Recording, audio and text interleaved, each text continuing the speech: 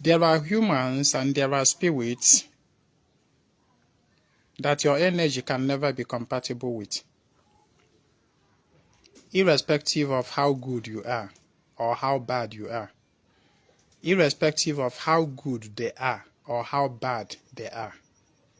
Energy compatibility, it is about alignment. It is not every deity that your energy is compatible with. It is not every spirit that your energy is compatible with. Although the spirit, the deity, may be good, doing good to many people, but when it gets to you, it's another case, it's another thing. It does not mean that the deity is bad. No. Neither does it mean that it is good. Everything in life is about energy compatibility. If your energy is not compatible with something or with someone, it cannot sync. It cannot align. The same thing with human being. Please, if you are following me, help me to share. There are human beings that your energy can never be compatible with. In fact, they are that is, they are like virus against your energy. They act against your energy. It does not mean that the person is bad or good. It does not mean that the person is wishing you evil. No, but it's just about the energy carrying. The energy the person is carrying, the compatibility, the frequency, energy, every energy vibrates on its own frequency. Every energy vibrates on its own frequency. If two energies don't sync, they cannot align. They cannot align. It is like even among Dibias, there are some Dibias that your energy don't align with them. No matter how much work they do for you, you will not see the result. It is about energy incompatibility. It is not about the Dibia being good or bad. It is not about whether ma the Dibia or the all of mama or all of your former. No, it is about energy. It is about energy compatibility. On a menando mother, there are some human beings, even among your family, among your friends, that once you share your dreams with them and they hear it or they get to know about that your dream, their energy will naturally act as virus against that your dream. Your energy don't align with theirs. It is energy incompatibility. It does not mean that no. That is, I don't know if you have experienced this. You just share your dream. I want to do this. So beautiful thing is coming. You share it with them. You let them know, hear it, know about it. And all of a sudden, that good thing, or the pause, or the reverse, it doesn't come to materialize anymore. It does not mean that na the person got a gajija. It does not mean no go. It does not mean no cheruge. No. But the thing is that the energy of the person that you align that your dream with, it does not sync. It does not. They are not compatible. They don't support themselves. It is like this in nature. It is like this in nature. That battle na ọgwụ ọbụna nwere ife na-emerụ ya. Ọgwụ ọbụna nwere ife na-emerụ ya. Agwọcha ọgwụ kịta anụnwa, ọgwụ a dum nnọọ ile na-akpa ike. O nwere a force and energy ị ga-eweta n'ọgwụ ahụ, just ofu weta ya bịa tinye n'ọgwụ a kpam, ọgwụ ahụ emerụọ. Because the afịfị ị wetara bịa tinye na the ọgwụ, the energy does not align with the ọgwụ. It does not mean afifia he with a biatinye but afifia ojo. No, about afifia ojo, but the afifia is just existing on its natural state. The same thing with human beings. There are human beings that your energy don't align with. Yes. So they will always act as a virus against you. The same thing happen even in relationship, in marriage. There are only a partner you get meet in a relationship. Everything about your life will be flourishing. It will be flourishing. No kind of partner you get meet, everything about your life will crumble. It is about energy compatibility. And mind you, that same partner that you met and your life started flourishing could meet another partner that is not you, and that partner's life will start crumbling. The same partner that you meet and your life starts crumbling, the same partner could meet another partner and the person, the life of the partner will start flourishing. It is about energy syncing, energy compatibility, not even alignment. It is about energy compatibility. Also, it is not about doing spiritual work. It is not about consulting Alpha. It is just natural to what they call it.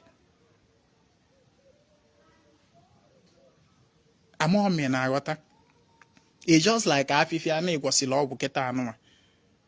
Ọgwụ ahụ na-alụ ọrụ. Iwe wete afifia na-eme na work the opposite of that ọgwụ. Wete ebia tinye the ọgwụ emelụọ. Onwe spiritual work imerụ n'ụwa. Onwe ha afọ ịgbalụ n'ụwa. Onwe ha ọrụ mmụọ ma aja ọbụla ọ chọrọ gị chụọ n'ụwa. Ka ọ bụrụzie na iwete data afifia ahụ tinye na data ọgwụ ahụ ka ọ ha na-emelụ na ya. I don't know if you understand. Onwe ha ọrụ mmụọ ma ọ bụ aja ị ga-achụ n'ụwa ka ọ bụrụ na afifia ahụ na-emerụ data ọgwụ a na iwetezie etinye na data ọgwụ na ọma mmeri ya. The afifia is just on its natural state, doing its natural thing. Otu a ka ọ dị na human being. That partner ọ bụ na ime itie ndụ gị a na-akọ mbọ nwanne gee ntị. Onwe ha aja ị ga-achụ n'ụwa that can change that energy. Yes. On now the point of my teaching this morning. If for that partner ọ bụ n'ime itiri, your life started crumbling. Onwere aja ị chọrọ n'isi n'ụwa ka that experience ka ọ kwụsị. It is not about whether she aligned with her forces. Because most times some people deceive themselves with this false ideology that the reason this is happening is because she is not aligned with her forces. Na ọ bụrụ na edokwari anya na ndị otu ya na ihe niile ga-adịzi mma. In most cases, ọ da-adịzi mma. Nature na-agbaru gị ama that na your energy and this person's energy are working against themselves. They are working against themselves. They cannot come together in agreement. They can never come together. So the best for you is just to, once you notice this, that this person's energy and my energy don't align. Na kamgbe m meetili onye anụnwa, ihe na-eme bịa na crumble. The best thing you get onwe gị bụ gịnị, end that relationship. Don't continue, because if you continue that relationship, you are going to endure throughout that relationship. It is all about endurement, enduring. That is ịga na-ebuzi dị ibu. Instead of enjoying it. It is better terminate the relationship. Ngwa na wo gaalo onwe ngwa onye nke ni gaalo onwe ya. If you ịṅụọ iyi I continue with that relationship. The two of you in the relationship can never be happy. Ngonwa bụ nwoke, if you na-eme ama ndị na-agalụ agalụ, ego ama ndị na-abịa, your destiny will just be put on hold. You will not be happy with yourself. And the woman will not be happy with herself. Because na nwaanyị na-akpanyere nwoke ugwu, na-akpọ honey darling baby, bụkwa na nwoke na-akpafụta ya na-esi na-akpara nwoke aka na aka ifepụta. Mgbe ahụ ọ kpara ya aka na-akpa ife apụta hụ, ị na-akọrọ ya aja mbene, baby na business adaskwa aga ọfụma. Dị aghọtaghọzi m ife na-eme. That relationship anwụnya, you keep suffering. Go and away, you will not be happy, and she herself will not be happy. The best thing to do is just get it, dissociate that relationship, dissolve it. She herself may still meet another partner that her energy align with the partner, and everything will start moving fine. And you yourself could meet another partner that your energy align, and everything will start moving. It does not mean that she is a bad person. No, neither does it mean that you are a bad person. The thing is just about energy compatibility. It's a natural something. It does not mean about your dream and your dream went crumbling is a bad person. Maybe no jog more, not because it may not be no anything special. No. It's just about energy compatibility. The person you share your dreams with, your secret with, let it be somebody that your energy align with. Your energy is compatible with. If not, once you let that your dream out to their hearing, just none of the more fear nanya is enough for his or her energy to work against that your dream. It's a natural something. It's not about whether more wajo madam or ways bomb madam.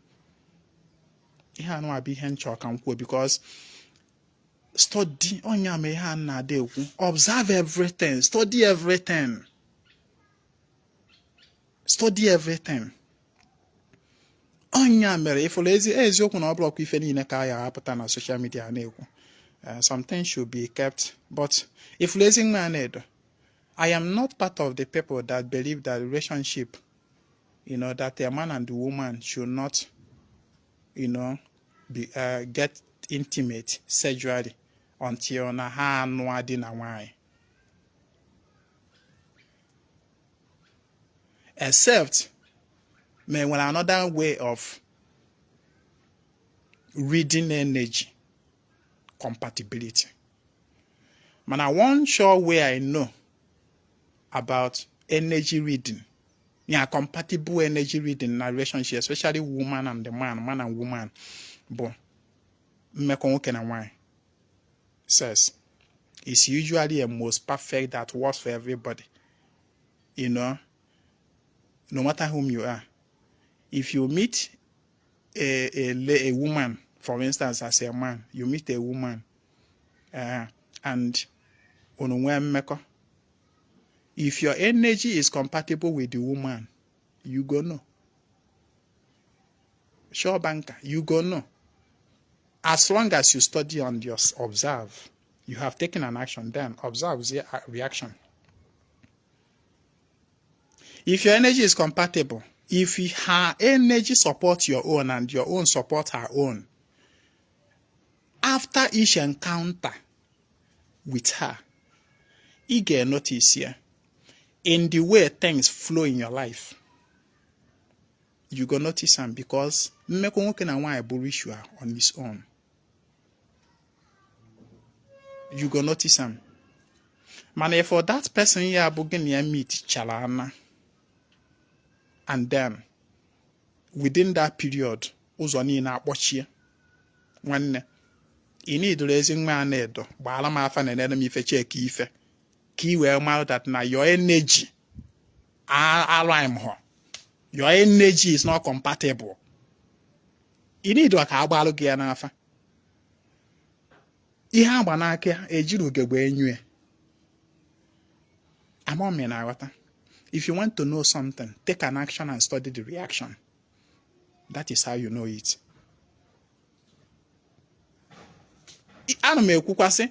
Most times we deceive ourselves by saying, okay, we give ourselves the hope that, okay, maybe the reason Ojuedo to know about that she is not yet aligned with her forces, or I am not yet aligned with my own forces. No, you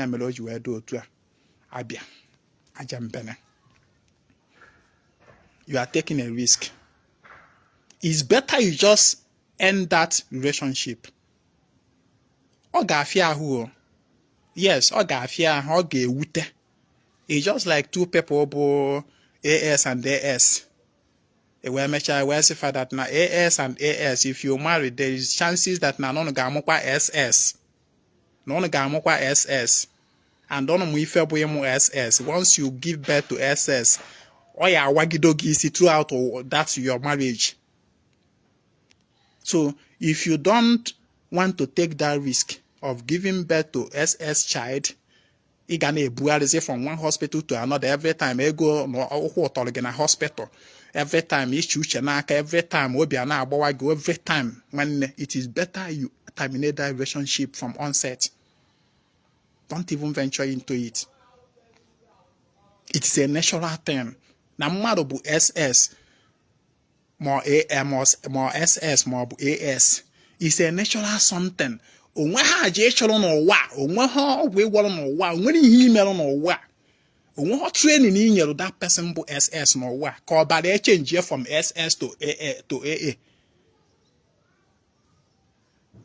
Na mmadụ bụ SS does not mean onye ahụ bụ ajọ mmadụ, but naturally onye ahụ nwere ihe ọ na-asọ.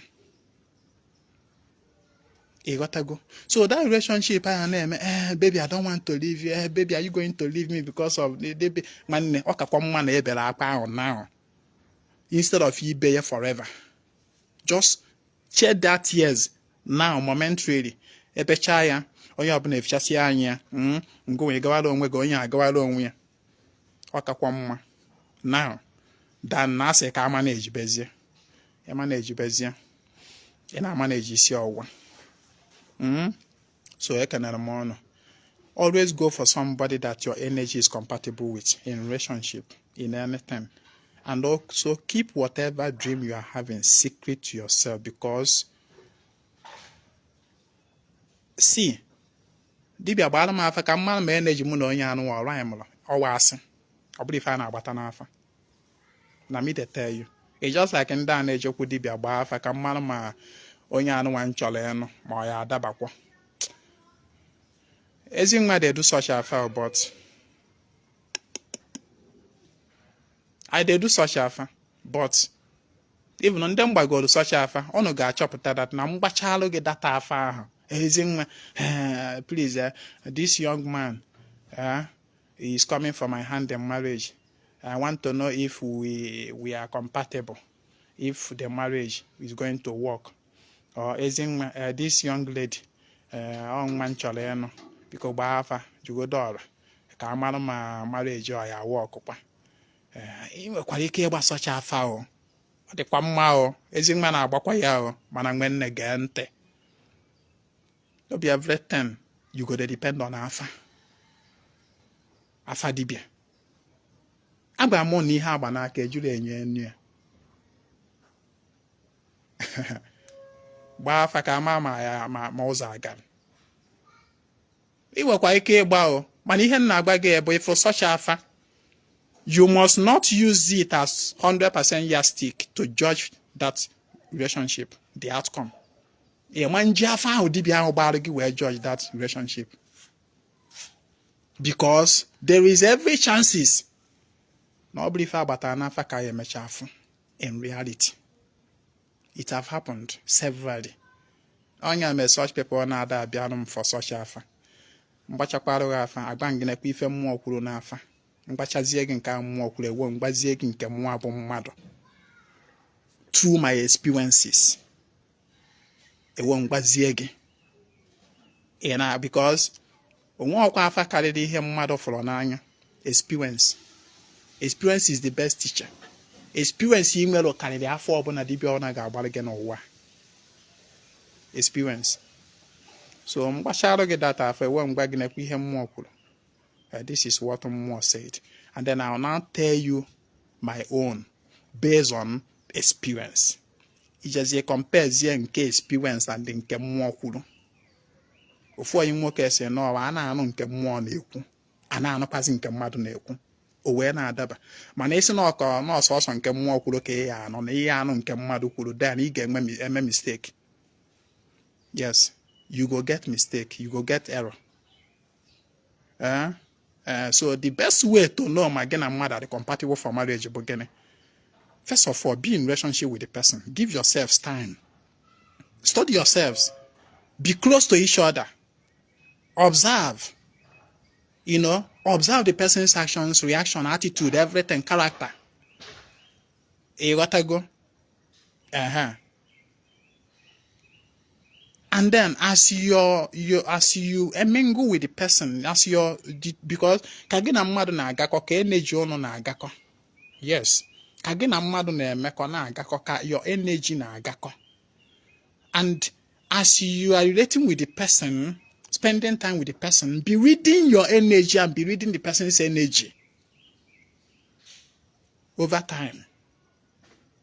It's not about that now over dependence on alpha is a clear indication that someone is lazy. Over dependence on dibia, another person alpha, to Ezinwa Anaedo is a clear indication that you are mentally and spiritually lazy.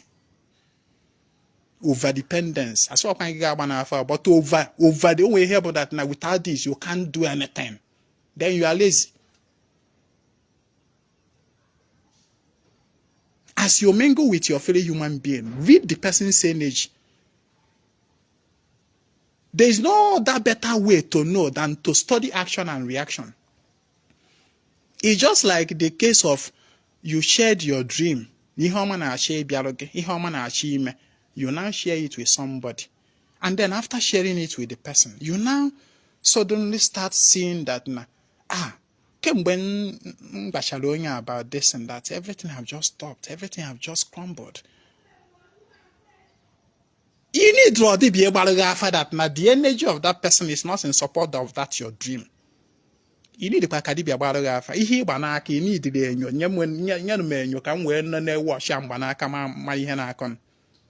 it shows that you are not alert, you are lazy mentally and spiritually lazy. You share your dream with a human being, your fellow human being, and then all of a sudden, after sharing the dream, the dream start, everything pause, everything start walking upside down. And then, it can actually